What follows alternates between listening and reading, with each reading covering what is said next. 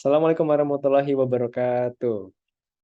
Baik, Pak Nanang selaku dosen pengampu mata kuliah jurnalisme kontemporer yang saya hormati dan juga teman-teman yang saya banggakan. Perkenalkan, kami dari kelompok 3 yang beranggotakan saya, Gandhi Muhammad, lalu ada Aji Bintang Nusantara, lalu ada Ani Ulwiati dan juga ada Aida Husna. Nah, izinkan kami untuk mempresentasikan materi dengan judul Social Media Journalism.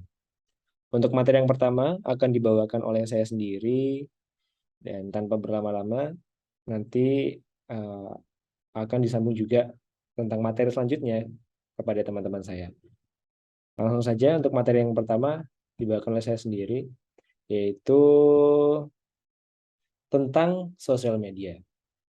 Nah, kalau kita berbicara mengenai sosial media journalism, maka perlu kita pahami terlebih dahulu tentang sosial media itu. Apa sebenarnya sosial media itu? Nah, di sini berdasarkan eh, jurnal yang kami baca, sosial media itu sebenarnya sesuatu yang memiliki dua sisi. Apabila digunakan dengan baik, maka sosial media ini bisa menjadi satu hal yang produktif dan positif. Nah, lalu kalau penggunaannya tidak bisa kita optimalkan, maka menjadi hal yang kontraproduktif ya. Sorry, itu yang biru salah, kontraproduktif dan negatif. Nah, tapi teman-teman, sebelum saya menjelaskan lebih lanjut, saya ingin menjelaskan terlebih dahulu sosial media secara umum ya. Sebelum kita lanjut soal yang memiliki dua sisi ini. Nah, sosial media itu bisa dibilang apa ya, kayak pegangan kita sehari-hari lah. Hampir mustahil anak muda ya terutama ya, itu setiap hari nggak mungkin nggak nonton sosial media, nggak menikmati sosial media. Nah, hal ini diperjelas juga dalam jurnal kami bahwa di tahun 2015 ini pengguna internet ya itu mencapai 73 juta, atau kalau dipresentasikan dengan penduduk Indonesia berarti ada sekitar 28,5% dari penduduk Indonesia yang menggunakan internet ya. Lalu kalau kita lihat data terbaru di tahun 2022 ini mengejutkan banget karena lonjakannya sangat tinggi yaitu sekitar 204,7 juta ya pengguna internet di Indonesia di awal tahun 2022 ini, tentunya loncatnya tinggi banget gitu. Nah, itu internet. Tapi kalau di sosial media, ya, sosial media di sini saya akan membahas tentang sosial media yang populer, ada Instagram, Twitter, terus Facebook, WhatsApp. Ya, kalau kita lihat di Instagram sendiri, ini penggunanya ada sekitar 97,38 juta pengguna. Itu pada bulan Oktober 2022. Terus ada Twitter, itu jumlahnya 18,45 juta pengguna. Terus yang tertinggi itu WhatsApp ya, karena WhatsApp itu kayak ibaratnya rohnya sosial media gitu lah. Hampir semua orang tuh punya WhatsApp, yaitu sebanyak 112 juta pengguna. Nah, tentunya dengan jumlah yang sangat banyak ini, jadi make sense gitu. Kalau sosial media ini punya dua sisi apabila digunakan. Ada dua kemungkinan apabila kita menggunakannya. Kalau baik ya jadi produktif dan positif, kalau nggak baik jadi kontraproduktif dan sangat negatif. Nah, sifat dari sosial media ini yaitu sebagai gudang informasi. Karena banyaknya pengguna, jadi apa ya? Informasi itu ada banyak banget di sana ya. Ada yang tiap hari update status, itu jadi informasi untuk orang-orang tertentu. Terus ada yang menggunakan sosial media sebagai ya emang sebagai sharing informasi yang dikelola secara serius gitu ya. Nah, terus yang namanya kalau kita lihat gudang informasi, di situ ada kata gudang ya. Tuh. Nah, kalau kita mengenal gudang, tentunya di dalamnya terdapat barang yang bagus dan juga ada barang yang usang. Tuh. Nah, mungkin nanti untuk lebih lanjut bakal disambung sama teman-teman yang lain. Tapi di sini saya ingin menggarisbawahi bahwa gudang informasi itu yaitu tadi ada yang bagus, ada yang usang. Nah, tugas kita adalah menyaring yang bagus-bagus aja. Tapi tidak menutup kemungkinan kita bakal bingung juga. Loh, ini mana yang bagus, ini mana yang usang. Yang namanya soalnya kan gudang kan ada banyak banget informasi di situ. Gitu. Nah, kalau boleh memberikan contoh, itu teman-teman kita bisa lihat ya kasus kerusuhan di Tanjung Balai pada tahun 2016 itu kalau teman-teman tahu kerusuhan yang di Tanjung Balai itu bermula dari apa ini? Dari status ya, dari status media sosial. Coba bayangin. Status media sosial itu ternyata pengaruhnya luar biasa sekali. Mungkin kalau dulu ya yang memiliki pengaruh besar adalah televisi, radio, koran. Tapi di era sosial media sekarang, status di media sosial itu impact-nya besar banget. Itu kan menandakan yang luar apa betapa luar biasanya sosial media ini. Gitu. Nah, itu mungkin sedikit pengantar soal sosial media ya. Selanjutnya akan dijelaskan lebih lanjut soal news karakter. Silahkan untuk pemateri selanjutnya. Oke, mohon izin dan Bapak. Selanjutnya kita bakal ngelihat gimana sih karakter-karakter di oh ya tadi kan media sosial. Kita narik ke berita di media sosial. Gimana sih karakter berita di media sosial? Nah, dari jurnal yang kami dapatkan, artikel medsos ini pertama nih sering dibuat serampangan dan tanpa klarifikasi. Maksudnya gimana sih artikel yang beredar di jejaring media sosial ini tanya dan lebih banyaknya ya dominan mayoritas. Ini artikelnya tuh tidak jelas, nggak jelas artikelnya, lebih memakai bahasa-bahasa yang bombastis dan murahan dan clickbait mungkin ya teman-teman. Nah, Bapak mohon maaf. Lalu sebagian besar dari artikel itu biasanya berisi informasi yang palsu. Dibaginya tuh tanpa konfirmasi dan verifikasi. Lalu di sini, oh iya contohnya nih, banyaknya informasi yang palsu menjelang pemilu biasanya tuh. Kayak contohnya kemarin sebelum tahun 2019 informasi atau berita hoax tentang Jokowi sebagai anak PKI atau Ibu Ibu Yudhoyono itu yang disebarkan di media itu ada berita hoax tentang yang Kristen dan sebagainya. Nah, tapi fenomena ini tuh nggak cuma terjadi di Indonesia. Nah, di pemilihan presiden Amerika Serikat itu juga ada berita-berita hoax yang sosial Amerika itu. Nah, jadi kita bisa ngelihat minimnya literasi itu juga bukan cuma terjadi di negara berkembang, tapi juga di negara maju. Nah, ini udah jadi kultur dari media sosial yang disebutkan tadi ya. Jadi, pengguna media sosial itu, lebih lebih cenderung visual ya. Jadi ngelihat, sepintas apa yang ada di situ tanpa tanpa, tanpa melihat lebih dalam, pemberitaannya gitu biasanya. Nah, terus, berita di media sosial itu asal sharing tanpa saring dulu. Jadi, nggak seperti di media-media mainstream dan media konvensional atau media arus utama ya, kayak di koran, majalah, radio, dan televisi. Nah, di berita-berita di media, nggak ada kayak misalkan, redaktur atau editor untuk ngedit beritanya itu. Jadi, jadi mungkin nanti hubungannya ke citizen journalism, jadi tulis yang ya nantinya berita-berita itu nggak ada saringannya gitu. Nah, jadi, konten-konten di media sosial ini lebih banyak dibumbui sensasi, gitu. Nah, ini mungkin nggak selaras sama, eee, sama, eee, sam sama netizen yang yang saat ini, eee, apa sih, literasi digitalnya cukup kurang gitu. Dan pertama itu, dan selanjutnya, mmm, untuk mmm, verifikasi atas berita yang dia dapat juga kurang.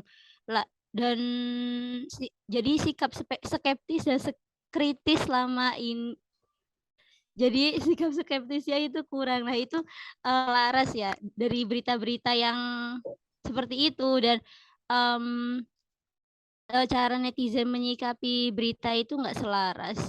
Jadi banyak banyak sekali berita hoax yang dan itu membuat dampak buruk pada akhirnya. Nah nah sayangnya, penyesuaian sebenarnya ini bisa jadi baik dan bisa jadi media konvensional itu juga, ngikutin kultur ini. Karena, tentu tentu, kita butuh tentu media sosial butuh dalam tanda kutip "dana" untuk berkembang kan. Jadi, mmm, bagaimana, jurnalisme ini menyesuaikan di era, media sosial yang ya yang seperti itu. Nah, mungkin selanjutnya, akan dijelaskan oleh teman saya bagaimana jurnalisme di media sosial itu lebih lanjut.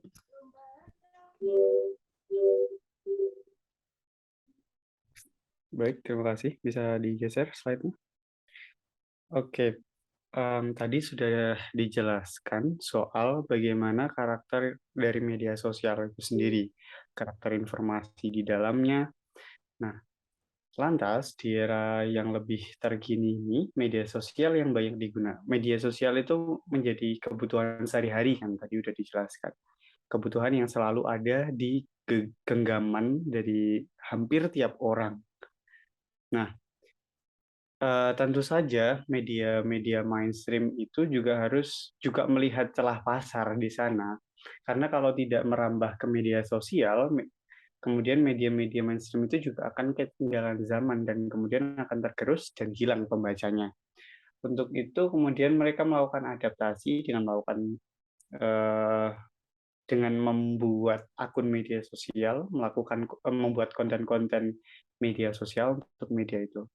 Nah, dengan pergeseran itu, kemudian media sosial ini tuh mengubah panorama jurnalisme. Jurnalisme, bentuk dan karakteristik jurnalisme ketika dia berpindah ke media sosial itu mengalami perubahan. Perubahan itu kemudian dalam banyak bentuk gitu. Dalam pengumpulan berita, dalam pembuatan berita, dalam penyebaran berita, dalam pengumpulan berita misalnya sumber-sumber berita yang digunakan dalam berita-berita media sosial itu terkadang adalah hal-hal yang sifatnya tidak substantif gitu loh.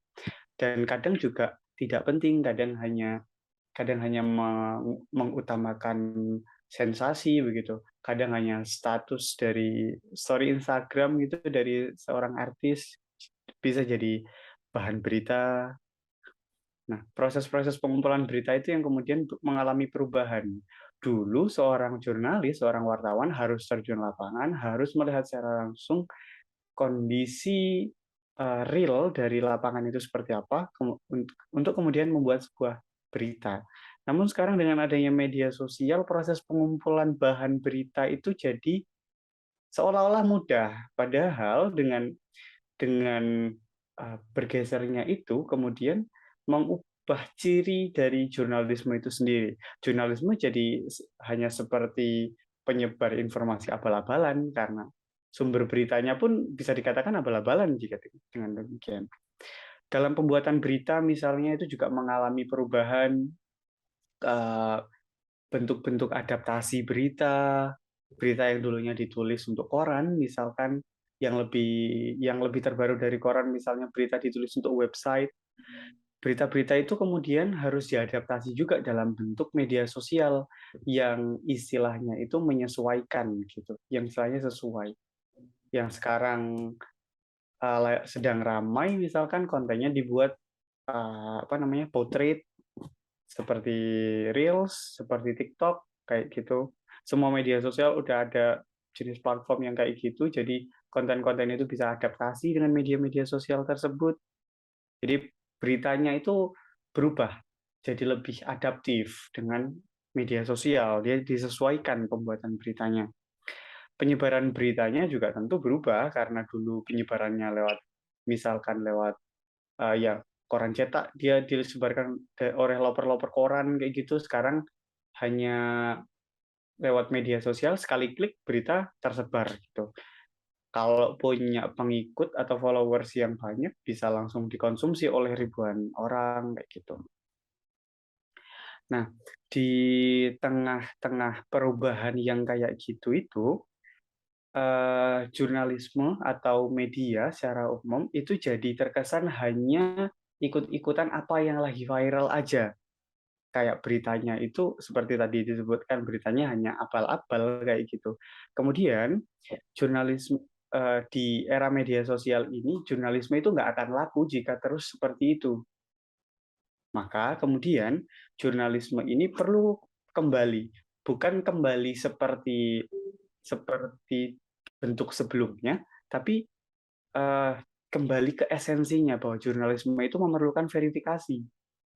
Jurnalisme itu dalam bentuk apapun, karya jurnalisme itu memerlukan verifikasi. Apalagi di tengah media sosial, dengan banjir informasi, dengan sekian banyaknya informasi, jurnalisme di media sosial itu memerlukan verifikasi lebih daripada yang lain, gara-gara saking banjir informasinya itu. Di tengah kondisi seperti demikian tadi, bahwa ketika media sosial banjir informasi, selain membutuhkan verifikasi, seorang jurnalis, dan itu dalam memproduksi berita-berita di media sosial, itu harus tetap memiliki keyakinan dalam dirinya bahwa jurnalisme itu harus tetap hadir untuk membangun masyarakat, memenuhi hak-hak masyarakat, dan menjadi pilar demokrasi. Itu adalah hal-hal ruh dari jurnalisme itu sendiri.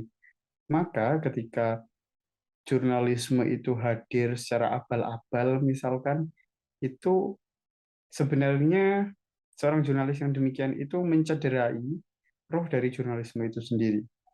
Ketika memproduksi berita yang tidak sesuai, misalkan tidak diverifikasi, isu yang hanya mengejar sensasi, hanya bombastis belaka, itu sebenarnya mencederai semangat dari jurnalisme itu sendiri. Jurnalisme harus membangun masyarakat bahwa yang harus diangkat itu bahwa jurnalisme itu harus tetap membawa fungsi, membawa kepentingan untuk masyarakat, kepentingan publik di atas segalanya. Itu juga memenuhi hak-hak masyarakat, misalkan memberikan suara, giving voice to the voiceless, kayak gitu. Jadi ada banyak pihak yang tidak mendapatkan, yang tidak mampu bersuara dalam satu kasus, misalkan. Erat kaitannya juga dengan menjadi pilar demokrasi. Pers atau jurnal media itu memiliki fungsi sebagai watchdog atau sebagai anjing penjaga yang dia menjaga demokrasi. Pers adalah pilar keempat dalam demokrasi, begitu. Seorang jurnalis juga terakhir dia memerlukan perlu untuk selalu memegang penerapan dari elemen-elemen jurnalisme. Bill Kovac dan Tom Rosenthal itu pernah membuat buku yang kemudian menjadi pegangan oleh para jurnalis, The Elements of Journalism. Ada 9 elemen utama dalam jurnalisme, kemudian menjadi 10. Elemen-elemen itu yang kemudian harus menjadi pegangan bagi seorang jurnalis dalam memproduksi berita. Meskipun berita media sosial itu harus diproduksi secara cepat untuk kejar tayang gitu bahasanya, tapi tetap proses-proses, misalkan proses verifikasi, tetap patuh pada kebenaran, tetap loyalitasnya pada warga, pada publik, itu tetap harus dipegang dengan teguh. begitu. Selanjutnya akan dijelaskan oleh kawan saya, Ani, silakan.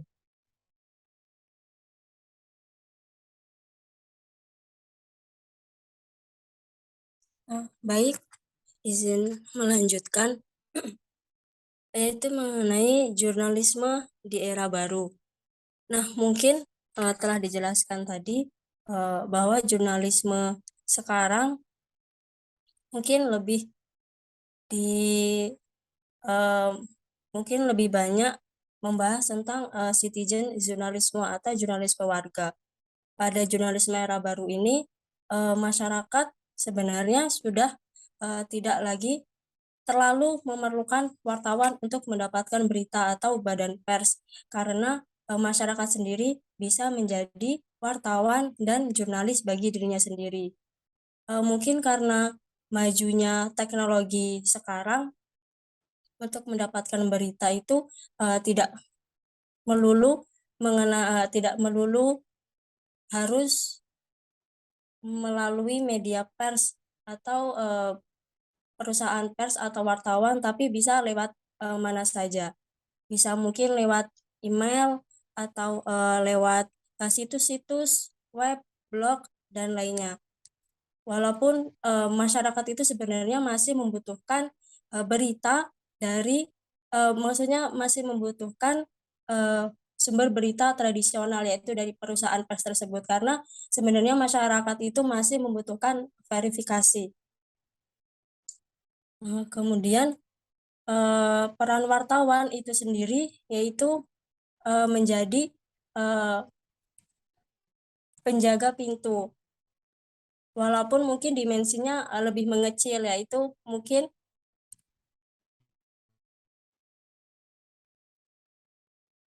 selain menjadi penjaga pintu itu mungkin sebagai alat verifikasi. Kemudian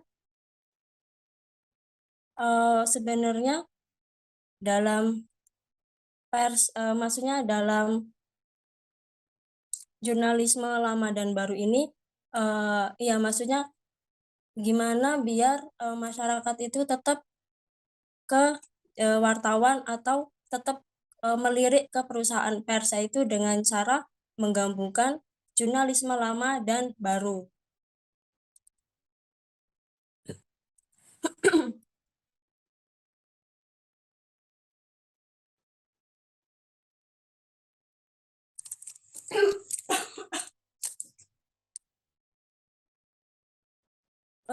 Karena mungkin fungsi pers itu hanya sebagai penjaga pintu, itu sebenarnya pers juga bisa menjadi mediator, agar peran sebagai mediasi itu lebih beragam. Terus perusahaan pers juga itu sebenarnya harus mengeluarkan metode-metode baru dalam memproduksi beritanya. Kemudian karena pekerja pers itu harus mengganti ide dan metode barunya, tidak hanya menjadi sebagai penjaga pintu, tapi harus tetap mengeluarkan ide-ide variatif yang lebih baik, seperti yang harus dipenuhi kebutuhan konsumen atau masyarakatnya. Maka berita-beritanya itu harus lebih mendalam, bukan hanya sekedar komentar atau diskusi, tapi harus lebih mendalam, karena masyarakat sebenarnya lebih tertarik kepada berita-berita yang lebih rinci, bukan hanya di ambang-ambang atau di atas. Kemudian jurnalisme masa depan atau yang lama dan yang baru itu harus mengacu pada bagaimana orang dalam menggunakan berita dan apa yang mereka butuhkan dari wartawan. Ada 8 ukuran dari fungsi penting jurnalisme yang dibutuhkan konsumen pada saat ini. Fungsinya yang pertama yaitu ada fungsi jurnalisme yang pertama yaitu ada sebagai pensahih atau autentikator, di mana masyarakat itu membutuhkan pers untuk membantu mensahihkan fakta yang benar dan dapat dipercaya, yaitu seperti yang tadi, yaitu sebagai media pers sebagai verifikasi atau verifikator.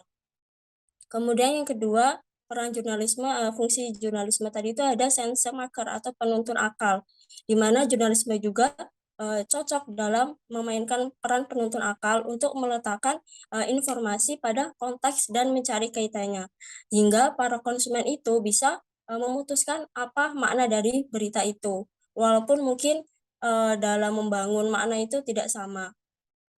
Kemudian yang peran jurnalisme yang ketiga yaitu ada investigator, di mana wartawan juga itu harus melanjutkan fungsi sebagai investigator publik, karena tadi masyarakat itu sebenarnya membutuhkan berita yang lebih mendalam.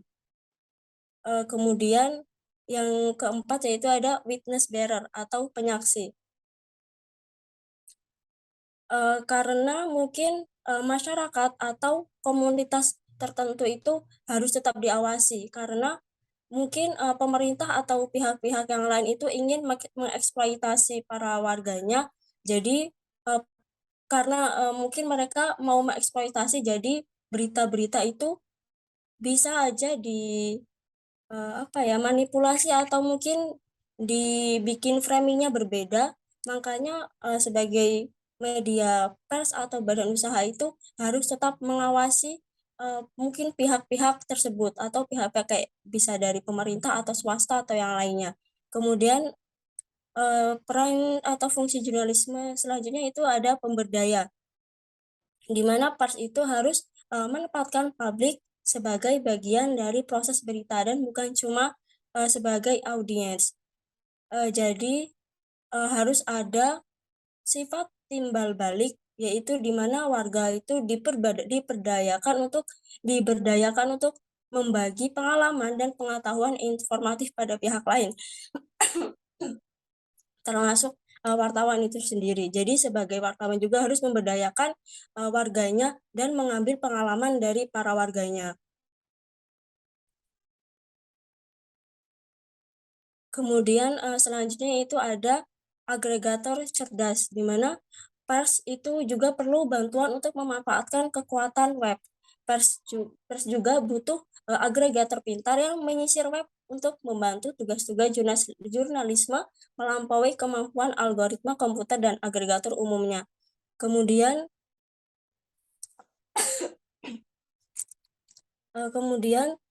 jurnalisme juga harus menyajikan atau melayani para konsumen ke depan, dan dalam dalam mengarahkan audiens ke sumber web yang dinilai lebih penting. Jadi perannya mungkin sebagai pemilih web atau situs agregator yang lebih cerdas agar tidak ke web yang abal-abal. Kemudian selanjutnya itu sebagai penyedia forum. Nah, para wartawan itu semestinya itu harus membantu terbentuknya diskusi atau wacana yang melibatkan warga secara aktif. Karena sebagai warga itu semua punya hak dan mempunyai ruang publik yang terbuka bagi siapa saja. Kemudian media juga membayangkan bahwa tujuan mereka itu untuk menginspirasi dan menginformasikan wacana publik. Maka untuk membantu mengorganisir wacana tersebut adalah fungsi yang layak. Kemudian institusi berita mendalam adalah yang paling pas untuk mengorganisir forum publik yang berdasarkan informasi yang terpercaya, yaitu sebagai penyedia forum.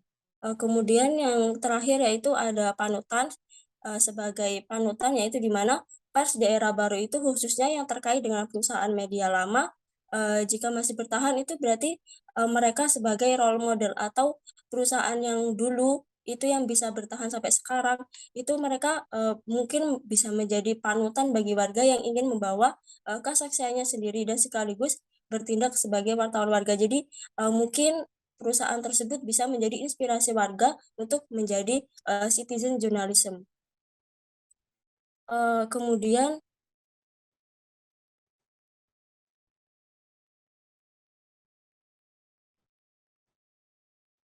mungkin cukup sekian yang dapat saya sampaikan. Selanjutnya saya serahkan kepada moderator kembali.